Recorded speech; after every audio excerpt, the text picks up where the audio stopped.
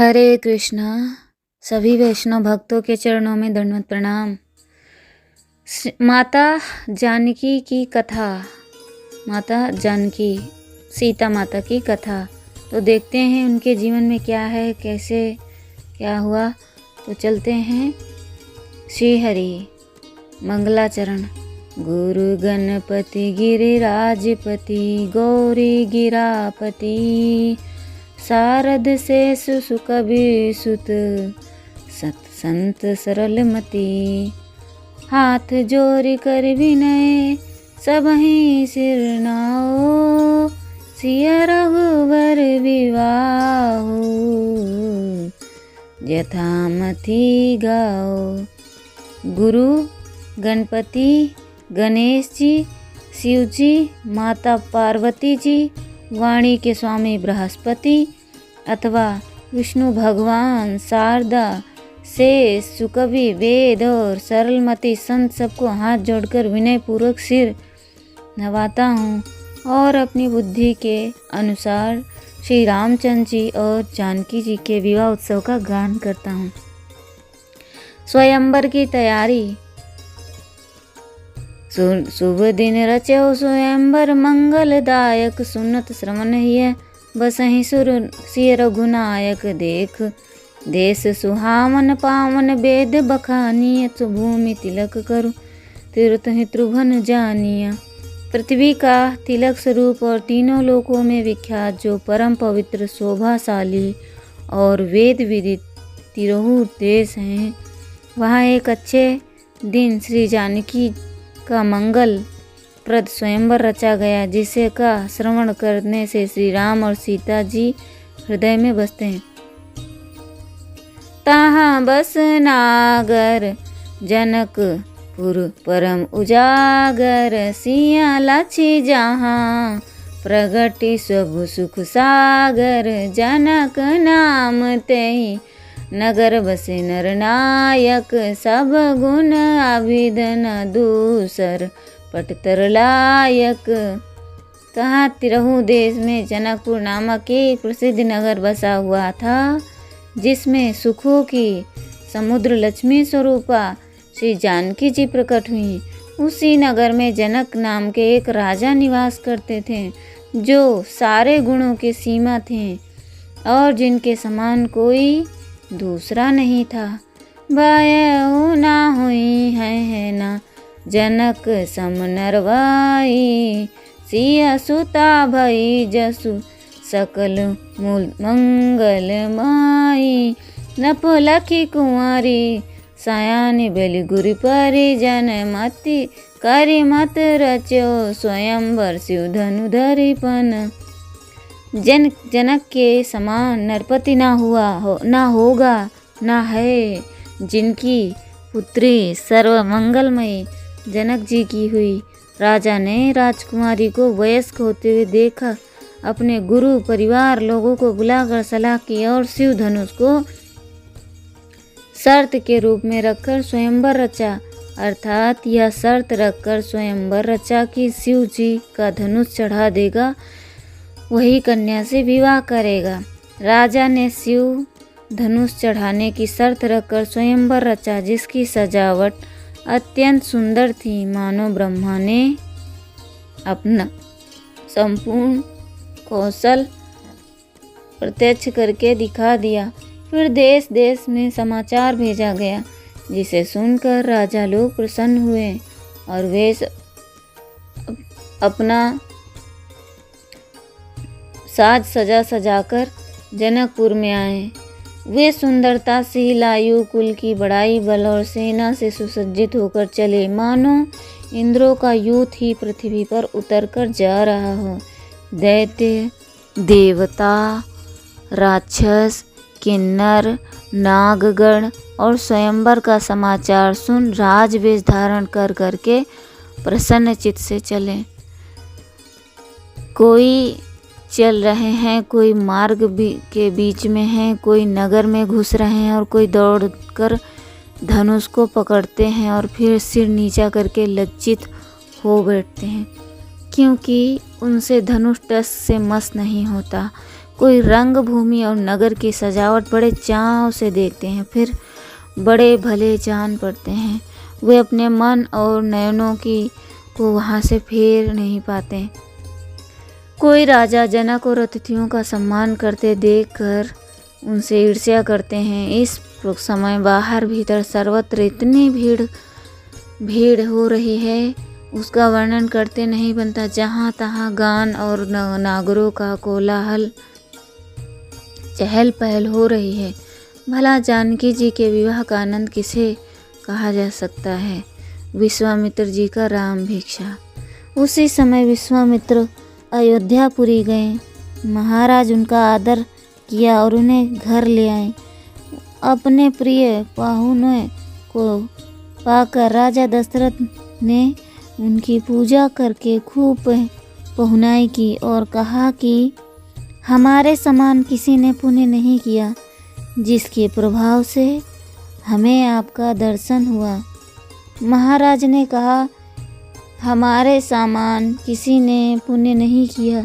यह बात सुनकर मुनि ने प्रसन्न होकर राजा की बड़ाई की। उस समय महाराज और मुनि के मिलन सुख को महाराज और मुनि का बहुत से आभूषणों से भरी हुई रानियां हृदय से आनंदित हो उठे अपने पुत्रों सहित ऋषि के पैरों में पड़ी। विश्वामित्र जी ने उन्हें आशीर्वाद दिया। इससे वे अत्यंत प्रसन्न हुई, मानो उन्होंने नवीन कल्पताओं को अमृत रस से सींच दिया हो। जिस समय मुनि ने भाइयों के सहित श्री रामचंद्र जी को देखा, तब उनके नेत्रों से जल भर आया, शरीर पुलकित हो गया और मन मोहित हो गया। वे अपने कर कमल से श्री रामचंद्र जी के मस्तक का स्पर्श करते हैं और हर्षित होकर उन्हें हृदय से लगाते हैं। इस समय मुनिवर प्रेम सागर में डूब जाते हैं, उसकी थाह नहीं पाते। वे आदर पूर्वक उनकी मधुर मनोहर मूर्ति को देख रहे हैं और बार बार महाराज दशरथ की पुण्य की सराहना करते हैं। तब महाराज ने हाथ जोड़कर सुंदर सुहावने शब्दों में कहा, आज आपके पवित्र चरणों को देखकर मैं कृतार्थ हो गया। हे प्रभु, आप पूर्ण काम और चारों ओर धर्म अर्थ काम मोक्ष के देने वाले हैं। इसी से हे मुनिनायक, मैं आपसे कोई सेवा पूछते हुए डरता हूँ। कौशिक मुनि ने राजा का वचन सुन उनकी प्रशंसा की और धर्म कथा कहकर जिस काम के लिए गए थे उससे कहा। जब मुनीश्वरों ने महाराज को अपना कार्य सुनाया, तब महाराज स्नेह और सत्य के बंधन से जड़ीभूत हो गए। उनके कुछ भी उत्तर देते ना बना। महाराज ने उत्तर देते नहीं बना। यह देखकर वशिष्ठ जी ने अनेक प्रकार से राजा को समझाया। उन्होंने इधर तो विश्वामित्र के तप और तेज का वर्णन किया और उधर श्री रामचंद्र जी का प्रभाव समझाया। गुरु जी के वचन सुनकर महाराज ने धैर्य धारण किया और फिर कौशलेश्वर महाराज दशरथ ने हाथ जोड़कर कहा, प्रभु, आप दया सागर और सारी परिस्थिति से अभिज्ञ हैं, अतः आपके सामने भी बहुत विनय करना उचित नहीं। हे नाथ, घर और वन में नगर और नगरवासियों के सहित मेरी और इन बालकों की रक्षा करने वाली तो आपकी कृपा ही है। इस प्रकार महाराज ने मुनि से अनेक प्रकार के दीन वचन कहे और श्री रामचंद्र जी एवं लक्ष्मण जी को उन्हें सौंप कर उनके चरण कमल पकड़ लिए। माता पिता की आज्ञा पाकर श्री राम और लक्ष्मण कमर में तरकस और पीताम्बर तथा हाथों में धनुष और बाण लिए गुरुदेव के चरणों पर गिरे। पूर्ववासी राजा और रानियों ने अपने मन को श्री रामचंद्र जी के साथ कर दिया और कहने लगे, हे रघुनंदन मुनिवर, कार्य करके कुशल पूर्वक शीघ्र ही लौट आना। वे सब शिव जी को मनाकर राम लक्ष्मण को आशीर्वाद देते हैं। फिर तुम विजय और यश प्राप्त करो। नहाने में भी तुम्हारा केश ना गिरे, अर्थात तुम किसी भी अवस्था में किसी प्रकार का कष्ट ना हो। और देखो, आने में देरी न करना। उनके चलते समय सकल पूर्ववासी वियोग से विह्वल हो गए और छोटे भाई शत्रुघ्न सहित भरत जी ने रामचंद्र जी के चरणों में प्रणाम किया। तरह तरह के शुभ शकुन होने लगे, मानो उन्होंने भावी मंगल की सूचना दे दी। तब श्री रामचंद्र जी और लक्ष्मण ने विश्वामित्र के साथ प्रस्थान किया। वे क्रमशः श्याम और गौर तथा किशोर अवस्था वाले हैं और दोनों ही मानो मनोहरता के भंडार हैं। ऐसा जान पड़ता है मानो ब्रह्मा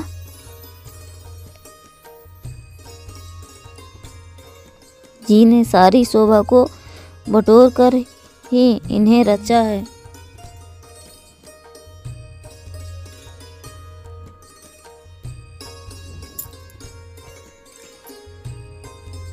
ब्रह्मा जी ने उन्हें ऐसा संवार कर रचा है कि मानो उन्हें छोड़कर अब थोड़ी देर सुंदरता शेष नहीं रही। 14 भुवनों में बहुत विचार पूर्वक देखा परंतु कहीं भी इनकी उपमा नहीं है। वे ऋषि के साथ मार्ग पर चलते हुए अत्यंत शोभायमान हो रहे थे। उनकी यह छवि तुलसीदास के हृदय में बस गई। वे ऐसे जान पड़ते हैं मानो मधु, चैत्र और माधव,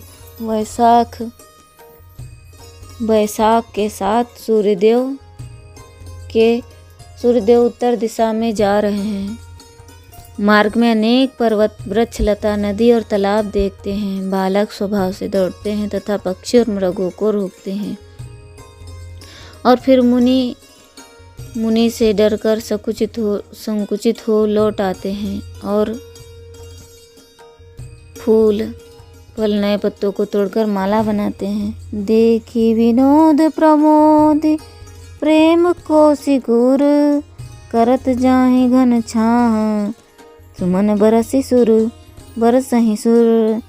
बधी ताड़का राम, जान सब लायक, विद्या मंत्र रहस्य, दिन मुनि नायक। श्री रामचंद्र जी ने अमोद प्रमोद को देखकर कौशिक मुनि के हृदय में प्रेम उमड़ आता है। मार्ग में मेघ छाह किए जाते हैं और देवता लोग फूल बरसाते हैं। इसी समय श्री रामचंद्र जी ने ताड़का का वध किया। तब मुनिराज ने उन्हें सब प्रकार योग जानने से मंत्र रहित शस्त्र विद्या दी। मन लोह के करत सुफल, मन लोचन गए कौशिक आश्रम ही विप्र भय मोचन, मारि निशाचर निकर यज्ञ करवाऊं, अभय किए मुनि वृंद जगत जसु गायूं। इस प्रकार विप्र भय मोचन श्री रामचंद्र जी मार्ग के लोगों के मन और नेत्रों को सफल करते कौशिक मुनि के आश्रम में आए। वहाँ राक्षसों के समूह का नाश करके विश्वामित्र जी का यज्ञ पूर्ण करवाया और मुनि समूह को निर्भय किया। भगवान के इस सुयश को सारे संसार ने गाया। विश्वामित्र जी का स्वयंवर के लिए प्रस्थान। विश्वामित्र जी का स्वयंवर के लिए प्रस्थान। फिर ब्राह्मण, साधु और देवताओं का कार्य मन में रखकर महामुनि विश्वामित्र जी धनुष यज्ञ के बहाने श्री रामचंद्र जी को लेकर चले।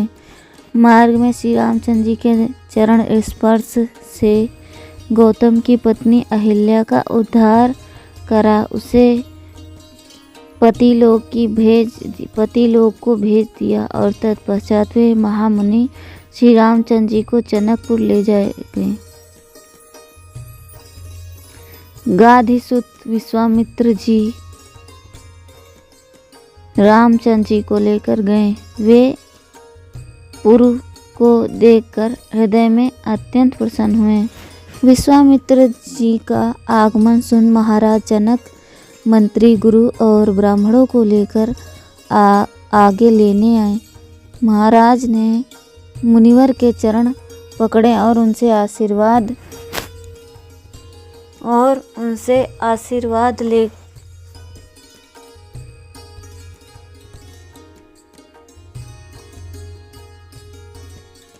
पाया। फिर उनको उनका अत्यंत आदर सत्कार किया। श्री रामचंद्र जी को देखकर तो वे अपने मन में मानो 100 गुना ब्रह्म सुख अनुभव कर रहे थे। देखी मनोहर मूर्ति मनु अनुराग्यो बंध्यो स्नेह विदेह विराग विराग्यो प्रमुदित हृदय सराहत बल भवसागर जहाँ उपजी अस मानिक विधिवड़ नागर। उस मनोहर मूर्ति को देखकर महाराज जनक के मन में प्रेम उत्पन्न हो गया। वे प्रेम से बन गए और उनका सारा वैराग्य उत्पन्न हो गया और वे सानंद हृदय से सराहना करने लगे। यह भवसागर बड़ा अच्छा है जिसमें ऐसे उत्तम माणिक्य पैदा होते हैं। वास्तव में ब्रह्मा बड़े ही चतुर हैं। इनके माता पिता पुण्य के समुद्र हैं और जिनके नेत्र रूप देवताओं को बाल रूप का कल्प वृक्ष अपने सौंदर्य सुधा का सुख प्रदान करते हैं। हे मुनि नायक कहिए, ये धर्म बाणधारी गौर श्याम शोभायमान बालक किस पुण्यात्मा के पुत्र हैं। निरंतर परमार्थ चिंतन करने से मेरा मन विषयों से विमुख हो गया है, किंतु इन्हें देखकर वह अपना बड़ा भारी स्वार्थ जान आनंद में मगन हो गए। तब मुनीश्वरों ने पुलकित होकर प्रेम पूर्वक कहा, हे पृथ्वीपते, ये बालक ब्रह्ममय अतएव परमार्थ स्वरूप है। ये सूर्य कुल के भूषण महाराज दशरथ के पुत्र हैं। इनका नाम राम और लक्ष्मण है और ये दैत्यों का नाश करने वाले हैं। श्री रामचंद्र जी की सुंदरता शील आयु और वंश में परिपूर्ण है, अर्थात इन दृष्टियों से इनमें कोई कमी नहीं है। किंतु अपनी कठिन शर्त जानकर राजा जनक सोच में पड़ गए। अपनी शर्त का विचार करके महाराज जनक सोच में पड़ गए। फिर मन में धैर्य धारण करके वे अनेक प्रकार के सम्मान करके उन्हें रंगभूमि में लेकर आए। विश्वामित्र ने उनकी सुंदरता रचना की बड़ाई की। उसे सुनकर राजा जनक बड़े प्रसन्न हुए। तदनंतर श्री रामचंद्र जी और लक्ष्मण जी के सहित उन्होंने मुनिवर को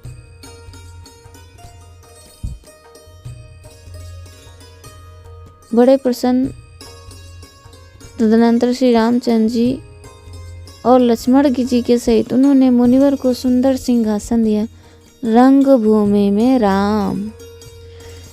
उस राजाओं की सभा में वे दोनों रघुकुल मणि और इस प्रकार सुशोभित हो रहे हैं मानो शरद काल के 2 चंद्रमा नक्षत्र रूपी राजा के बीच में मध्य शोभायमान हो।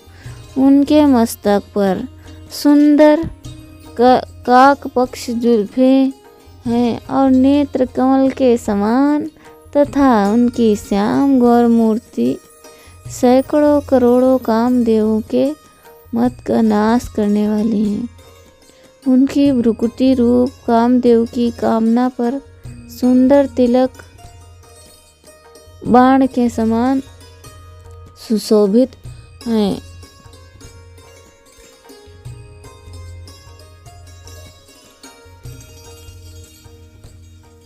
उनकी भ्रुकुटी कामदेव की कामना पर सुंदर तिलक बाणों के समान सुशोभित हैं। उनके सुंदर कर्णभूषण को देखकर मन प्रसन्न हो जाता है। उनकी नाक, ठोड़ी, कपोल, होंठ और दांत सुंदर हैं।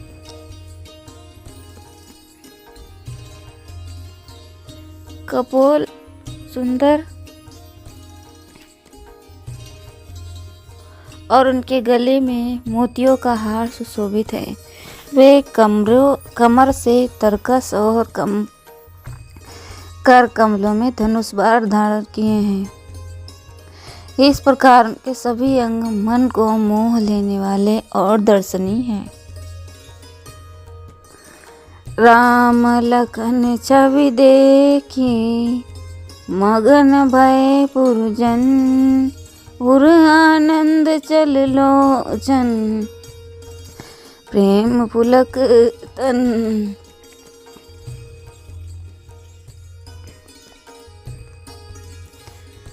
नारी परस्पर कहाएं देखी दो भाइयन, लहो जनक फल आजू जन्म जग आई हैं। श्री रामचंद्र जी और लक्ष्मण जी की शोभा देख पुरजन आनंदित हो गए। उनके हृदय में आनंद, नेत्रों में जल और शरीर में प्रेम जनित रोमांच छुआया। दोनों भाइयों को देखकर स्त्रियां आपस में कहती हैं कि हम जो जगत में जन्म लेकर आई थीं, सो आज हमें जन्म का फल प्राप्त हुआ। जब हमने जगत में जन्म लेकर नेत्रों का लाभ पाया। यूँ कहकर सब शिव जी से मानती हैं कि सीता को सांवला वर मिले और हम लोग हर्षित होकर मंगल गावें। कोई कहती हैं कि कुंवर बालक हैं। शिव जी का धनुष व्रज के समान अत्यंत कठोर है। राजा से यह बात किसी ने नहीं कही। फिर हंस के बच्चे पर्वत किस प्रकार उठाएंगे। श्री रामचंद्र जी को देखकर सब लोग राजा निराश हो गए कि अब तो राजा जनक शर्त त्याग कर जानकी को सांवले वर के साथ ही ब्याह देंगे। कोई कहते हैं अच्छी बात है, विवाह अच्छा होगा। यदि वर और दुल्हन के लिए जनक अपनी शर्त छोड़ देंगे। शुद्ध हृदय के ज्ञानवान राजा लोग कहने लगे, हमको तो ऐसा जान पड़ता है कि जहाँ तेज प्रताप सुंदरता होती है वहीं बल भी जान पड़ता है। देखो तुम श्री रामचंद्र जी की ओर आँख उठाकर देख भी नहीं सकते, बेमतलब गाल बजाते हो। प्रारब्धवश तुम लोगों का बल ही लजा ही गया है। अब व्यर्थ अपनी सुबुद्धि को मत लगाओ। श्री रामचंद्र जी के उठते ही धनुष अवश्य टूट जाएगा और नाक फूटने पर जैसे समाज उठ जाना पड़ता है वैसे ही सारे समाज को चल जाना पड़ेगा। वैसे ही हमारे राज समाज को चला जाना पड़ेगा। तुम लोग श्री रामचंद्र जी के अमृतमय स्वरूप को नेत्र भरकर क्यों नहीं देख पाते? अपने जन्म को कृतार्थ कर लो, नर पशु क्यों बनते हो? तो यहाँ पे यही सच्चाई है कि जब भगवान को देखने का अवसर आता है तो हम देखते नहीं हैं। मंदिर में जाते हैं, भगवान के तो दर्शन दूर से कर लेते हैं, बाकी चीज़ें देखते रहते हैं कि ये किस प्रकार से बना है, क्या है इसमें। तो यहाँ पर यही समझाया जा रहा है कि क्यों अपना मनुष्य जन्म दुर्लभ गंवा रहे हो, भगवान के दर्शन करो। मुनिवर विश्वामित्र ने दोनों राजकुमार वैसे ही सुशोभित हो रहे हैं जैसे नीले और पीले कमल के बीच में सूर्य हों। मुनिवर अपने कर कमलों से उनकी आलोकों का स्पर्श करते हैं, जिससे ऐसा जान पड़ता है मानो अरुण कमल बालक कामदेव को लालन करते हों। अरे कामदेव के भी मन को चतुराने वाली इन मधुर मूर्तियों को तुम सादर क्यों नहीं निहारते हैं? तुम बिना ही प्रयोजन के इस सभा में लज्जा त्याग कर अपने को नष्ट करते हो। राजाओं को ऐसी शिक्षा देकर वे साधु स्वभाव नृपतिगढ़ उनकी अनुपम छवि निखारने लगे। उस समय रघुकुल कुमुद चंद्रन श्री राम जी को देखकर चकोर के समान, उनके नेत्र चंद्रमा देखने वाले चकोर पक्षी के समान ठग गए, अर्थात उन्हीं की ओर लगे रह गए। नगर के स्त्री पुरुष रघुकुल के दीपक श्री रामचंद्र जी देखते हैं कि प्रेमवश महाराज जनक को दोष देते हैं कि कोई कहते हैं महाराज तो बड़े अच्छे हैं, उन्हें दोष मत दो। देखो वचन के बिना राजा और भूषण के बिना नाक भले नहीं हो। हमारी समझ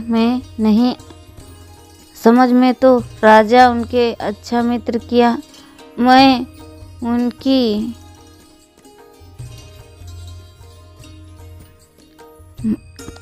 जगदीश्वर पूजा कर देंगे और उनकी प्रतिज्ञा हम शर्त की रक्षा करेंगे।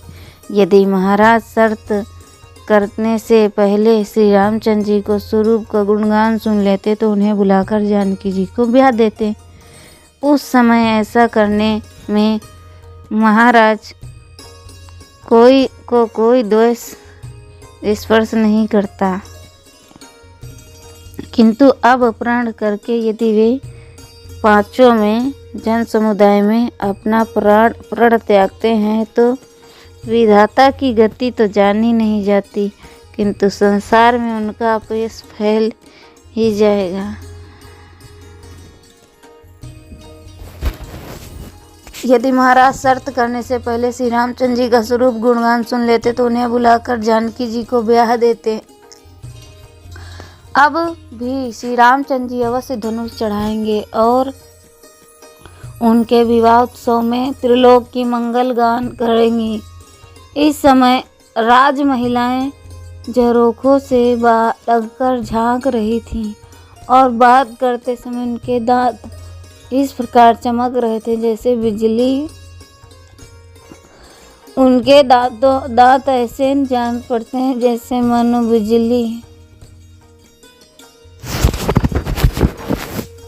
बिजली। अतिथि राजा को कोई द्वेष नहीं देता। अब तो असमंजस की बात हो गई, कुछ कहते नहीं बनता। इस प्रकार रानी को सोच जानकर सखियां समझाने लगी, हे देवी सोच को त्याग दीजिए, हृदय में आनंद मनाइए, यह वचन सत्य मानिए कि धनुष श्री रामचंद्र ही चढ़ाएंगे। बोलो राम राम राम राजा राम राम राम राजा राम राम राम सीता राम राम राम। कौशिक मुनि को तीनों काल का ज्ञान करत लगत है कि क्या वे बिना किसी बल के इन बालकों को स्वयंवर में लाते हैं। मुनि की महिमा सुनकर रानी को धैर्य हुआ और तब सखियों ने रानी को सुबाहु का वध करने वाले श्री रामचंद्र जी का यश सुनाया।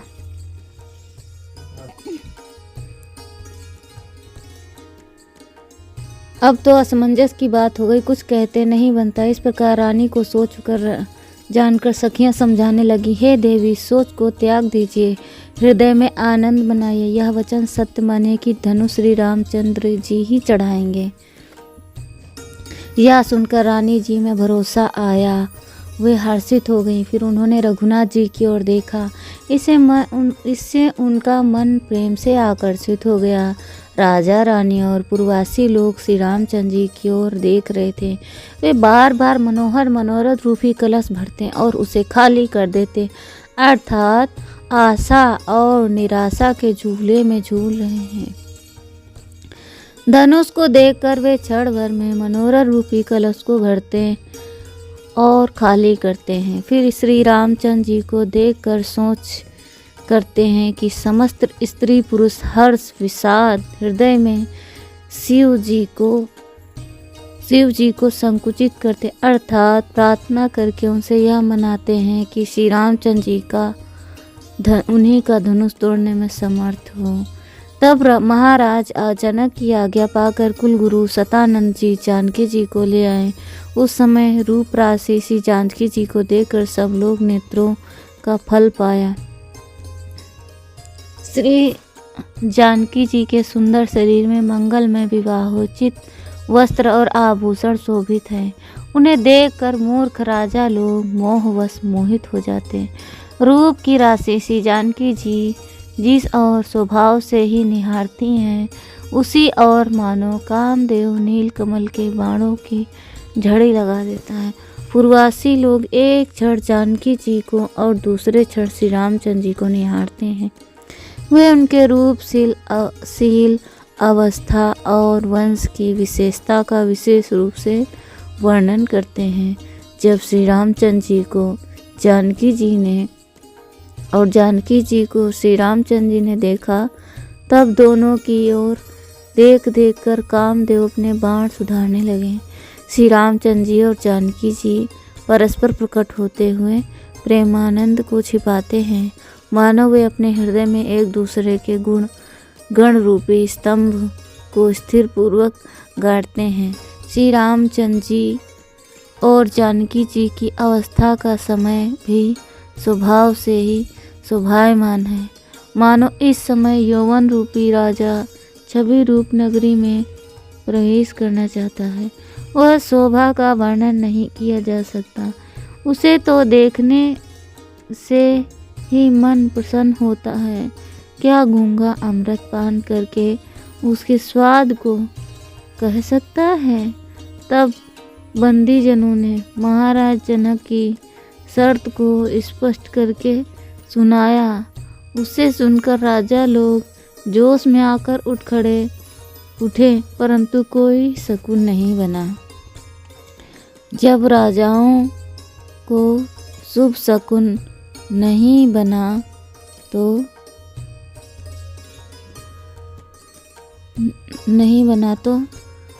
वे बहाना बनाकर बैठ गए। उनमें से कोई धनुष देखने के लिए गए और जैसे बंदर नारियल को टटोल कर छोड़ देता है, वैसे ही वे सब धनुष को टटोल कर नीचा करके बैठ गए। कोई बड़े बड़े जोश में आते हैं, परंतु सत्पुरुषों के वचनों के समान धनुष टाले नहीं टलता। इस प्रकार राजा नहुस के समान उनके बुद्धि और बल सबके देखते देखते बरबस क्षीण हो गए। जब अपने पुण्य के प्रताप से राजा नहुस इंद्र पद प्राप्त हुआ, तब उनके मद में उनकी बुद्धि भ्रष्ट हो गई। उन्होंने इंद्राणी को भोगने की इच्छा प्रकट की और उनका संदेश पाकर ऋषियों को शिवी का जोड़कर चले जाना। उनमें इस प्रकार अनौचित्य का विचार करने की बुद्धि नहीं रही। अंत में अगस्त ऋषि के शाप से तत्काल वे अजगर हो गए। धनुर्भंग पूर्ववासी एवं परिवार सहित महाराज जनक को देखकर हृदय में हार गए और अर्थात निराश हो गए। राजाओं के समाज रूपी कमल वन को भी मानो पाला मार गया। तब कौशिक मुनि ने महाराज जनक से कहा, आप आज्ञा दीजिए, सूर्य कुल के सूर्य श्री रामचंद्र जी शंकर जी के धनुष को देखें। महाराज जनक ने कहा, हे मुनिवर, आपके वचन से पर्वत और पृथ्वी भी डोल सकते हैं, तो भी उचित आचरण करने से हम लोग प्रशंसा करते हैं। तात्पर्य यह है कि यद्यपि आपके आशीर्वाद से श्री राम के लिए यह धनुष तोड़ना कोई बड़ी बात नहीं, फिर भी जैसी वस्तु की स्थिति उसे देखते हुए तो ऐसा होना संभव ही जान पड़ता है। क्योंकि देखिए, इस धनुष को देखकर बाणासुर बाण के समान भाग गया और रावण भी चुपके से अपने घर चला गया। भला इनके समान धुरंधर और वीर पृथ्वी तल में कौन है। यह धनुष तो पार्वती जी के मन के समान अचल है। इसे विचलित करने वाले तो बस एक महादेव जी ही हैं, किंतु वे भी एक नारी व्रत का पालन करने वाले हैं। ऐसे धनुष को आप इन राजकुमार को देखने के लिए कहते हैं। भला कहीं सिर का रस अत्यंत कोमल फूल बटोर ब्रज के कण को भी भेद सकता है। श्री रामचंद्र जी की रोम रोम की शोभा अनेक कामदेवों की छवि का तिरस्कार करने वाली है। हे मुने, ऐसा ना कीजिए कि यह मूर्ति मलिन देखी जाए, क्योंकि यदि इनसे धनुष ना टूटा तो इनकी यह प्रसन्नता नष्ट हो जाएगी। उन्हीं ने हंसकर कहा, हे जनक, यह मूर्ति जो शोभायमान हो रही है वह एक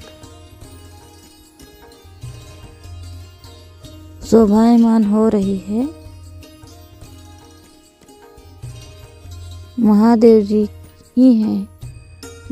इसे विचलित करने वाले तो एक महादेव जी हैं। इसे धनुष आप राजकुमारों को कर्ण भेद में दे सकते हैं, क्योंकि यदि धनुष ना टूटा तो इनकी प्रसन्नता नष्ट हो जाएगी। यह मूर्ति जो शोभायमान हो रही है वह एक बार स्मरण करने से ही संपूर्ण अज्ञान अंधकार को दूर कर देने वाली है। सब मल, ये जनक, इस मूर्ति को सब प्रकार के मलों को छुड़ाने वाली है। जानकर यह कौतूल देखो, धनुष रूपी समुद्र में राजाओं का बल रूपी जल बढ़ा हुआ है। उसे सुखाने के लिए और चरणों में राजाओं का बल रूपी बढ़ा, उसे सुखाने के लिए रघुनाथ जी को अगस्त्य के समान जानो। यह सुनकर राजा जनक सकुचाकर सोचने लगे। उधर श्री रामचंद्र जी गुरु के चरणों को प्रणाम करके चले। इस समय उनके हृदय में हर्ष या विषाद कुछ भी नहीं था। उनके चलते समय बहुत से शुभ और कल्याण सूचक अच्छे शकुन हुए। देवता लोग फूल बरसाए और नगारे बजाने लगे। राजा जनक, उनके परिवार के लोग तथा पुरवासी आनंदित हो गए और राजा लोग लजा गए तथा पुरवासी आनंदित हो गए और राजा लोग लजा। लक्ष्मण जी पृथ्वी और शेष आदि से बल बढ़ाने के लिए कहते हैं, क्योंकि अब शीघ्र ही श्री रामचंद्र जी शिव जी के धनुष को चढ़ाना चाहते हैं। गए सुभाय राम जप समीप ही सोच सहित, परिवार विदेह मई पति काहि ना सकति, कछु सकुचित हिय सोचि साई, गौरी गणेश गिरी सही सुमेरी सकुचाही। श्री रामचंद्र जी सहज भाव से धनुष के समीप गए। तब परिवार सहित राजा जनक सोच में पड़ गए। संकोचवश जानकी जी कुछ कह नहीं पाती, मन ही मन सोच करती हैं कि और पार्वती गणेश महादेव जी का स्मरण करके उन्हें संकोच में डाल रही हैं। श्री रामचंद्र जी को देखकर विरह के सरोवर में डूब रही हैं। उस समय उनके बाम भुजा और नेत्र पकड़कर मानो डूबने से बचाने के लिए हाथ बढ़ाते हैं। इसी प्रकार शकुन के बल से कुछ धीरज धरती हैं, परंतु स्थिर नहीं रहता। वे सोचने लगती हैं कि किशोरावस्था है और धनुष विकराल है। इस समय विधाता भी अनुकूल है। अंतर जामी राम मरम सब जाने हूँ, धनु चढ़ाई कौतक की कान लगी ताने हूँ, प्रेम परखी रघुवीर सरमन भजयूं, जनु मृगराज किशोर महागज भयऊं। अंतर्यामी श्री रामचंद्र जी जानकी जी का सारा मर्म जान लिया, अर्थात वे जानकी जी के मन का दुख समझ गए। बस उन्होंने कौतूहल से धनुष को चढ़ाकर कान तक तान दिया। श्री जानकी जी के प्रेम को परख कर श्री रामचंद्र जी ने धनुष को उसी प्रकार तोड़ दिया जैसे कोई सिंह का बच्चा बड़े भारी हाथी को मार डालता है। मंगल भवन या मंगल हारी, रहूं सो दशरथ अजर बिहारी। सिया राम मैं सब जग जानी, करहूँ प्रणाम जोरी जुग पानी। श्री राम जय राम जय जय राम, श्री राम जय राम जय जय राम। धनुष को जब तोड़ा गया तब उसका ऐसा घोर गर्जन हुआ कि उसे सुनकर पृथ्वी और पर्वत डगमगा गए। श्री रामचंद्र जी के सुयश रूपी बहुत से मोतियों से समस्त भुवन मंडल स्वरूप पिटारे भर गए, अर्थात 14 भुवन में उनका सुयश व्याप्त हो गया। इससे मित्र लोग आनंदित हुए और शत्रुओं का मुख रुआसा सा हो गया। उस समय धनुष यज्ञ की छवि को इस प्रकार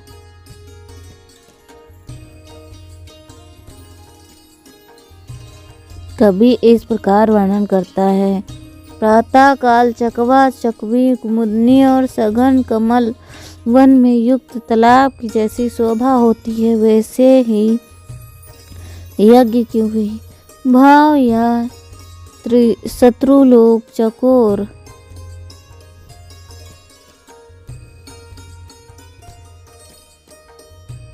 और चकवी एवं कमल वन के समान प्रफुल्लित हो गए। मनोरथ रूपी सुंदर कल्पवृक्ष को लहलहाते देख नगर और आकाश में आनंद पूर्वक मंगल की गान और नगरों का शब्द होने लगा। तब पुरोहित सतानंद जी ने समस्त सखियों को गाने की आज्ञा दी और गाती हुई सखियां श्री जानकी जी को लिवाकर चली गईं। इस प्रकार जानकी जी का मनमाना हो गया। जानकी जी के कर कमलों में जयमाला शोभा दे रही है। भला ऐसा कौन कवि है जो इस अतुलित छवि का वर्णन न कर सके। जानकी जी प्रेम और संकोच बस प्रियतम की ओर देखते हैं, मानो वायु कल्पता को कल्पवृक्ष की ओर घुमा रही हो। जयमाला पहनाते समय उनके सुंदर कर कमल शोभा सुशोभित जान पड़ते हैं, मानो कमल कामदेव के फंदे में चंद्रमा को फंसाते हों। श्री रामचंद्र जी जानकी जी का अनुपम शोभा और वह दिन भी अनुपम था। उस सुख समाज को देखकर रानियों को क्षण क्षण में आनंद हो रहा था। श्री रामचंद्र जी को माला पहनाकर सखियां जानकी जी को लिवा चलीं। वे ऐसे प्रफुल्लित हो रही थीं जैसे चंद्रमा का उदय होने से कुमुदनी की कलियां खिल उठती हैं। देवता लोग आनंदित होकर जय जयकार करते हुए फूल बरसाते हैं। उस समय सारे भुवन सुख और स्नेह भर गए और श्री रामचंद्र जी गुरु के पास गए। श्री रामचंद्र जी गुरु के यहाँ गए। राजा रानी स्त्री पुरुष सब उसी प्रकार आनंद से भर गए, मानो श्री रामचंद्र जी गुरु के यहाँ गए। राजा रानी स्त्री पुरुष सब उसी प्रकार आनंद से भर गए, मानो प्यासे हाथी हथनियों का झुंड शीतल अमृत सागर में जा गिरा। कौशिक मुनि जी की पूजा और प्रशंसा करके उनकी आज्ञा पा राजा सुखी हुए तथा जल लग्न लेकर तिलक की सामग्री सजा अपने कुलगुरु सतानंद जी को अयोध्या भेजा। राजा ने गुणी लोगों को बुलाकर मंडप छाने की आज्ञा दी। सुवासिनियाँ सुहागिन लड़कियां गीत गाने लगीं, बधावा बजने लगे। श्री रामचंद्र जी और जानकी जी के लिए वे गौरी और गणेश की पूजा करती हैं। इस प्रकार सभी परिवार के लोग एवं पुरजनों के सहित राजा को परम आनंद हो रहा है। पहले हरिद्रा वंदन करके अर्थात हल्दी चढ़कर मंगल गान करती हैं और कुल की रीति करके कलश स्थापन कर तेल चढ़ाती हैं। हरे कृष्णा कृष्णा कृष्णा हरे हरे, हरे राम राम राम हरे हरे। अब विवाह की तैयारी होती है, राम विवाह।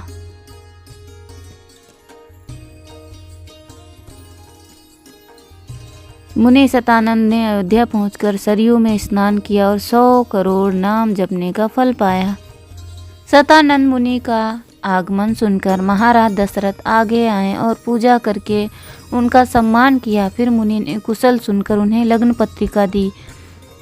इससे राजा दशरथ बहुत हर्षित हुए। इस समाचार को सुनकर नगर में बड़ा आनंद हुआ और बधावे बजने लगे।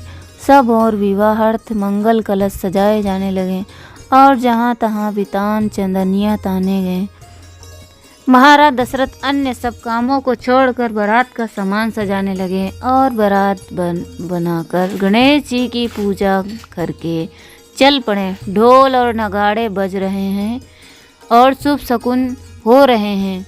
इस प्रकार जानकी जी का नैहर जनकौर जनकपुर समीप आ गया।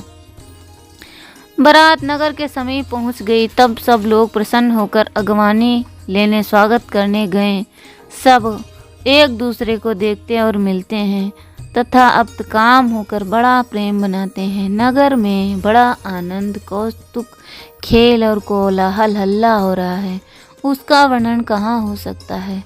फिर बारात को ले जाकर जहाँ सब प्रकार की नित्य नूतन सुविधा था वहाँ जनवासा दिया बारात को ठहराया गया। कौशिक मुनि श्री रामचंद्र जी को लक्ष्मण जी के साथ लिए जनवासे में गए और बारात को देखकर अति आनंदित हुए। उनका हृदय प्रेम से प्रफुल्लित था। महाराज ने श्री राम और लक्ष्मण को हृदय से लगाकर गोद में बिठा लिया। उस समय उन्होंने अत्यंत आनंद हुआ। उस अनुपम आनंद को सैकड़ों शेष वर्णन नहीं कर सकते। महाराज दशरथ ने कौशिक मुनि की पूजा करके ब्राह्मणों को दान दिए। श्री रामचंद्र जी के कल्याण के लिए सब प्रकार से मांगलिक कृत्य किए। जो संसार के नेत्र रूपी कमलों को विकसित करने वाले सूर्य के समान है, वे भूषणों के भूषण श्री रामचंद्र जी विवाह के आभूषणों से भूषित हैं। वे बारात के मध्य में अत्यंत प्रसन्न चित्त से शोभित हैं। ऐसा जान पड़ता है मानो कामदेव के बाग में कल्प वृक्ष फूला हुआ है हो। महाराज जनक ने अनेक प्रकार के बहुत से उपहार भेजे जिन्हें देखकर देवता ईर्ष्या करते हैं। बारातियों को बड़ा आनंद होता है। राम विवाह। वशिष्ठ जी और सतानंद जी दोनों कुलगुरुओं ने वेद विहित कुल रीति संपन्न की तथा महाराज जनक ने प्रमुदित मन से बारात को बुला भेजा। सतानंद मुनि ने जनवासे में जाकर अयोध्यापति महाराज दशरथ से कहा, पधारिए। और वे गुरु वशिष्ठ, गुरु शिव जी, गौरी शिव जी और गणपति को चरण स्मरण करके वे चले। महाराज दशरथ गुरु आदि का स्मरण करके चले। देवतागण फूल बरसाने लगे, तैयारी करके चले। राम विवाह। अब राम विवाह की तैयारी है। महाराज दशरथ गुरु आदि को स्मरण करके चले। देवतागण फूल बरसाने लगे, अनेक प्रकार के पावड़े पड़ने लगे। महाराज जनक ने सब प्रकार से सम्मानित कर श्री दशरथ जी को अपने प्रेम से कृतज्ञ बना लिया। सब गुणों के तुल्य दोनों समधियों ने परस्पर मिलते अत्यंत आनंद प्राप्त किया। उन्हें देखकर देवता, मनुष्य और मुनिजन धन्य धन्य कहते हैं और जय जयकार कर रहे हैं। तीनों लोगों को देखते हैं परंतु कहीं कोई उपमा नहीं मिलती। बस महाराज दशरथ और उनके जनक ने के समान जो जनक और दशरथ दो ही हैं। रनिवास में बड़ा आनंद है। सब लोग श्रेष्ठ मंगल साज सजा रहे हैं और कोकिला बहनी कामनियाँ परिहास करती हुई गान कर रही हैं। उसे सुनकर पार्वती जी, लक्ष्मी जी एवं अन्य देवताओं की स्त्रियाँ आनंदित हुईं और स्त्रियों का सुंदर छंद वेश बनाकर मंडप में गईं। वे मंगल आरती सजाकर दुल्हे के परीक्षण करने चलीं। वे ऐसी प्रसन्न हो रही हैं मानो सोने के कमल की कलियां सूर्योदय होने पर फूल उठी हों। जब वे नख से चोटी तक श्री रामचंद्र जी के सुंदर रूप को देखती हैं, तब वे सभी इंद्रियों में इंद्र के से नेत्रों को ही श्रेष्ठ समझती हैं, इंद्र को ही श्रेष्ठ समझती हैं और हमारे रोम रोम में नेत्र होते हैं। श्री रामचंद्र जी अनुपम साधु का रूप आस्वादन कर पाते हैं। अनुराग एवं सौभाग्य से भरी हुई गजगामिनी स्त्रियां परम प्रीतिपूर्वक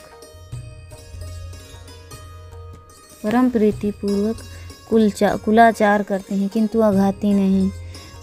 वे चतुरा स्त्रियां रीति रस्म देरी नहीं लगाती। बार बार श्री रघुनाथ जी को देखकर सुलोचना स्त्रियां महान आनंद का अनुभव करती हैं। आरती और निछावर करके वे दुल्हा को निहारती हैं और प्रेम में मगन हो जाने से वे प्रेम मत से छकी युवतियाँ स्त्रियां अपने शरीर को नहीं संभाल पाती। वे अपने शरीर को नहीं संभाल पाती, भगवान की शोभा एकटक होकर निहारती हैं। ऐसा जान पड़ता है मानो उन्होंने फलक रूपी शत्रुओं को रण में जीत लिया हो। इससे उनके नेत्र रूपी चक्रवर्ती राम छवि रूप सुराज्य के सुख के भोगी हुए हैं। तब वे जनक जी के समाज सहित महाराज दशरथ को सुंदर आसन दिए और कौशिक मुनि वशिष्ठ पूजा करके नवीन वस्त्र अर्पण कर महाराज दशरथ की पूजा की। फिर जनक जी कुछ सखियां राम जी को अर्घ्य देती हुई मंडप में लिवा चलीं। वे आनंद में उमंग मनोहर मंगल गान करती हैं।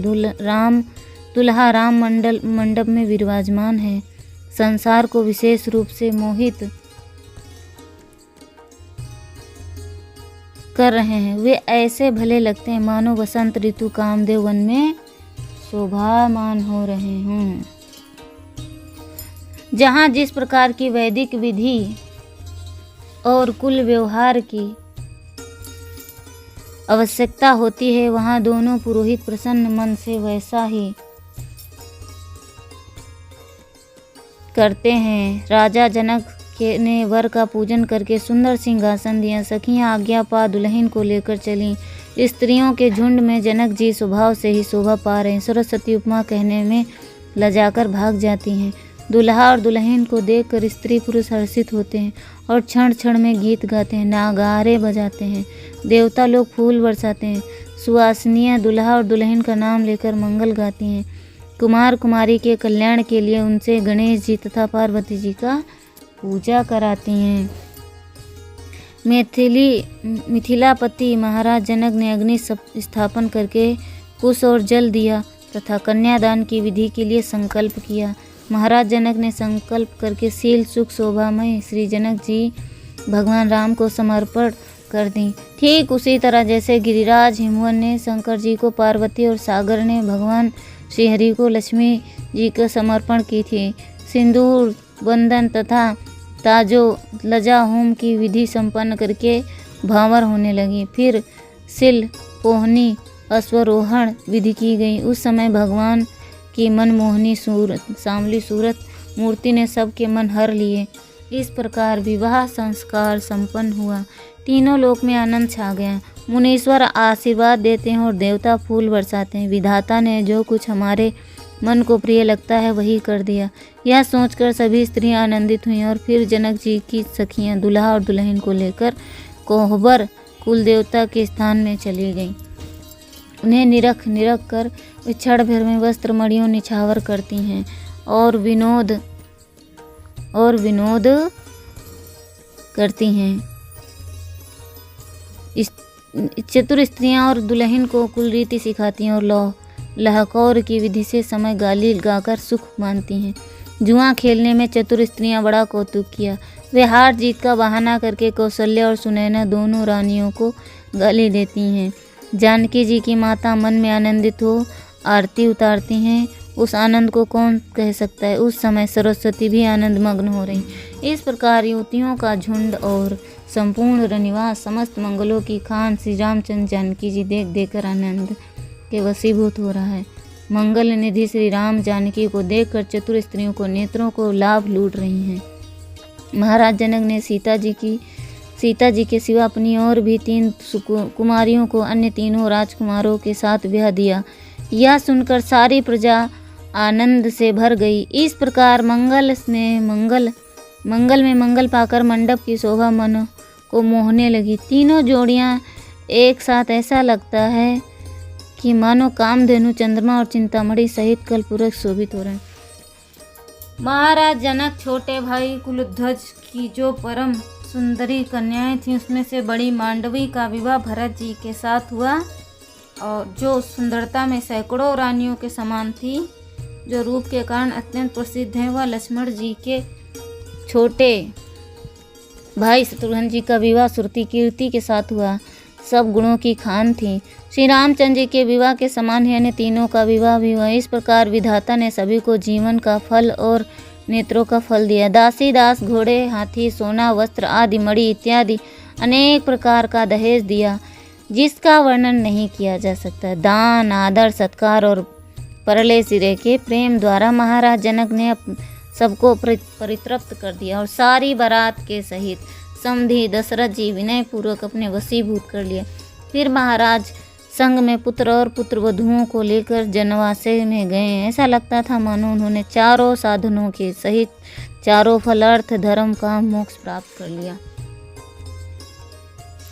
तरह तरह से भक्ष्य, भोज्य, चोष्य, लेह चारों प्रकार का भोजन बनाया।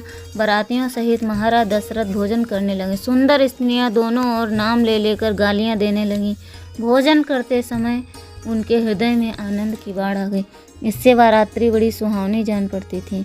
वह रात्रि बड़ी सुहावनी सी हो गई। स्त्रियां मधुर गान करती थीं, अच्छे अच्छे बाजे बज रहे थे। इस प्रकार भोजन पाने से निवृत्त हो महाराज आनंद प्राप्त कर जनवासा को चले।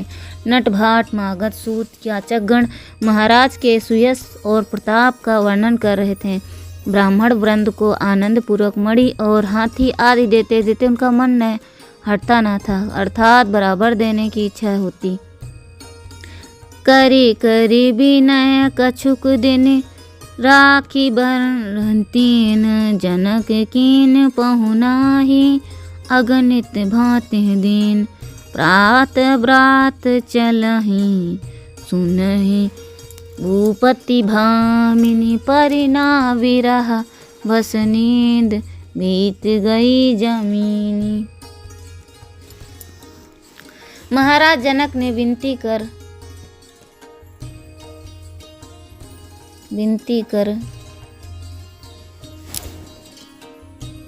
बरातियों को देख रोक कर कहा रखा और उनके संग असंख्य प्रकार से पहुनाई की। महाराज की रानियों ने जब सुना प्रातःकाल बारात चली जाएगी, तब भावी वियोग चित्त से उन्हें नींद न पड़ी। सारी रात बीत गई।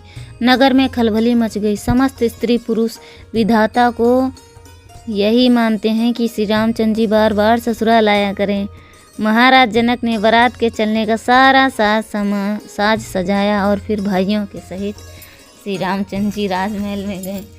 सासुएं आरती उतारकर निछावर करती हैं और उनकी सांवली मूर्ति को देख देख कर हृदय में आनंदित होती हैं। तब श्री रामचंद्र जी ने उन सब से विदा मांगी। यह सुनकर वे करुणा शोक से भर गईं और संकोच छोड़कर प्रेम पूर्वक उनके चरणों में गिर गईं। वे जनक जानकी जी के सहित सब पुत्रियों को अपने अपने पति सौंपकर हाथ जोड़ती और बार बार श्री रामचंद्र जी को निहार कर उनसे विनय करती। हे तात, आप हमारे प्रति स्नेह न छोड़िएगा, हृदय में दया बनाए रखिएगा और तथा पूर्वजनन सहित महाराज को अपना अनुचर समझिएगा। हम आपकी बलिहारी जाती हैं, आप अपना सेवक जानकर अपने इन पर स्नेह रखिएगा। यूँ कहकर रानियां दीन वचन सुनती हैं। अत्यंत प्रेम से बालिकाओं को बार बार हृदय लगाती हैं। जानकी जी के चलने पर नगर के पुरुष, स्त्रियां, घोड़े, हाथी, पक्षी, मृग सभी व्याकुल हो गए। इस प्रकार सासुओं के विनय सुनकर और उन्हें समझाकर श्री रामचंद्र जी पिता के पास गए।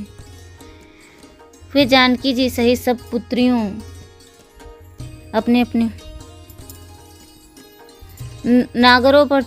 नगाड़ों पर चोट पड़ने लगी और महाराज दशरथ अयोध्या के लिए चल पड़े। देवगण फूल बरसाते हैं और अच्छे अच्छे शुभ सूचक शकुन होते हैं। जानकी जी के जनक जी ने जानकी जी से मिलकर उन्हें शिक्षा भी दी और मंत्री, गुरु तथा भाई सहित उन्हें पहुंचाने लगे।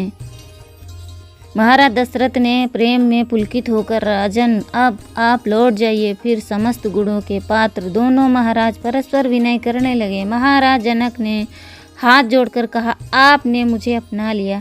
हे रघुकुल तिलक, आप सदा ही उजड़ों का बसाने वाले हैं। मैंने आपको बुला भेजा, मेरे इस व्यवहार से बुरा ना मानिएगा। प्रभु, आपकी ही कृपा से आपका सुयश जानकर मैंने सब प्रकार का सुख पाया। फिर महाराज वशिष्ठ ने आदि मुनियों की वंदना करके विश्वामित्र जी के चरण पकड़कर अत्यंत विनती की। महाराज जनक फिर भाइयों सहित साथ श्री रामचंद्र जी से विनय करने लगे। आनंद से उनका कंठ भर आया, नेत्रों में जल उमड़ आया और हृदय में धीरज धरकर कहने लगे, हे कृपा सिंधु, हे सुख सागर, हे सुजान शिरोमणि, हे तात, समय समय पर आप हमारी याद करते रहिएगा, हमारे प्रति स्नेह न त्यागिएगा, स्नेह न छोड़िएगा। इस विनय को सुनकर श्री रामचंद्र जी ने बहुत विनती की और महाराज जनक सबसे प्रेम सहित मिल भेंट कर तब मन में धीरज धारण कर लौट गए।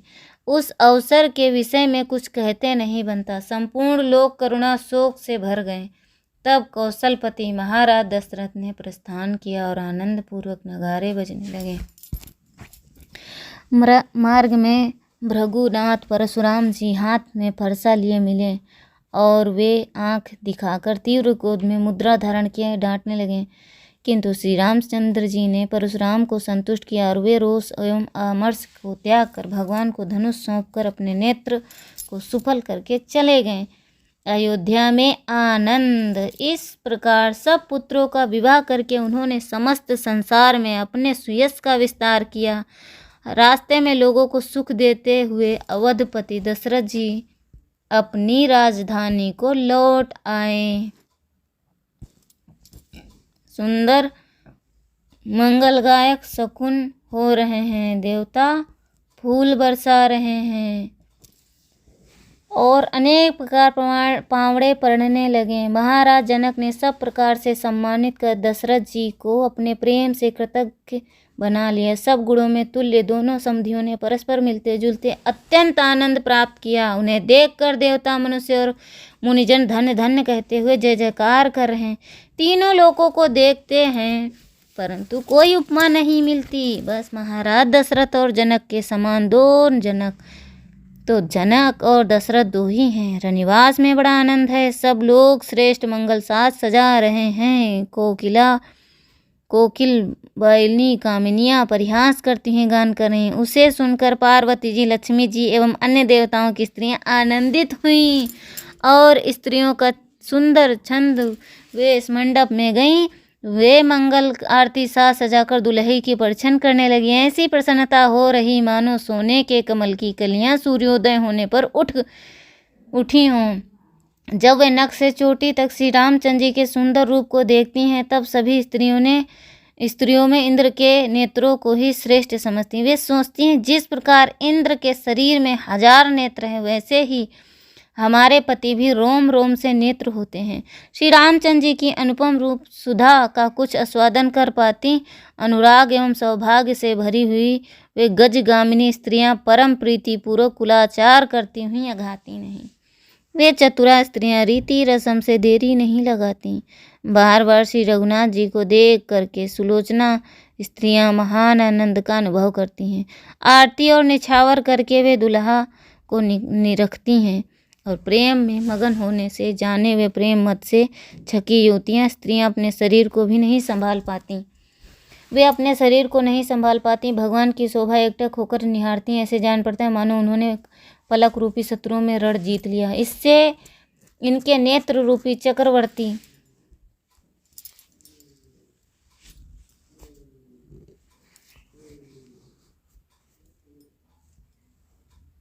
अर्पण कर दिए। महाराज दशरथ की पूजा की। जानकी जी सखियां रामचंद्र जी को अर्घ्य देकर मंडप में लिवा लाती हैं।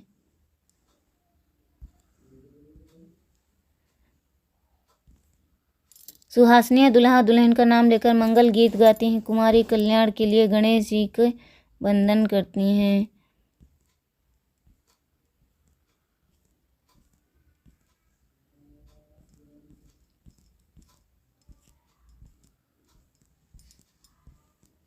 हरे कृष्णा कृष्णा कृष्णा हरे हरे, हरे राम राम राम हरे हरे।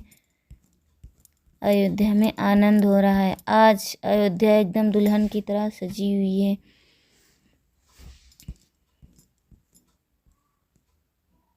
तीनों लोग को देखते हुए परम कोई उपमा नहीं है मिलती। बस महाराज दशरथ और जनक के समान तो जनक और दशरथ दोनों ही निवास में बड़े आनंद से बैठे हुए हैं।